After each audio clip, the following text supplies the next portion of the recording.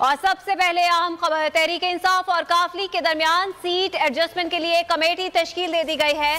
PTI ने शाह महमूद कुरैशी की सरबराही में कमेटी तश्कील दी। कमेटी में फवाद चौधरी और परवेज खटक भी शामिल है। कल पहला इजलास भी तलब कर लिया गया है। इमरान खान ने सीट एडजस्टमेंट के लिए कमेटी बना दी है। फवाद चौधरी की जानिब से बताया गया है कि कमेटी इंतखाबी एडजस्टमेंट के मामलात को देखेगी। इससे पहले भी ये खबरें गर्दिश कर रही थी। नुमाइंदा खुसूसी अखलाक बाजवा से इस हवाले से तफसीलात लेंगे। अखलाक बताएगा, फाइनली अब इस हवाले से कमेटी भी तश्कील दे दी गई है।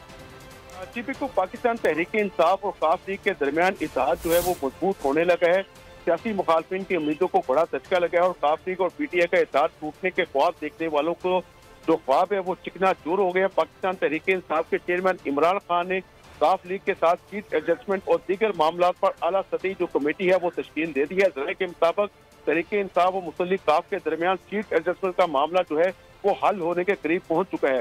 तहरीक इंसाफ के चेयरमैन इमरान खान ने शाह महमूद कुरैशी की सरबराही में कमेटी तश्कील दी है और कमेटी में फवाद चौधरी और परवेज खटक जो है वो भी शामिल है, जबकि कमेटी का पहला बाकायदा इजलास जो है वो कल तलब कर लिया गया है।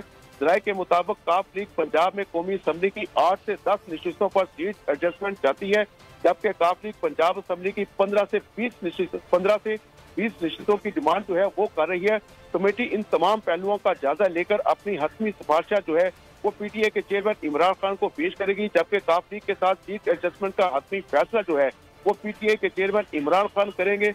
इस हवाले से तहरीक इंसाफ के रहनुमा फवाद चौधरी का ये कहना था कि चेयरमैन पीटीआई ने सीट एडजस्टमेंट के लिए कमेटी तश्कील दे दी है और कमेटी इंतखाबी एडजस्टमेंट के मामलात को भी देखेगी। जी ठीक है अखलाक, एक तरफ तो यहाँ पे सीट एडजस्ट की जा रही है, ये भी बताएगा साबिक सदर आसिफ अली जरदारी ने पंजाब असेंबली बचाओ मिशन शुरू किया है। इस मिशन के बारे में आपके पास क्या तफसील?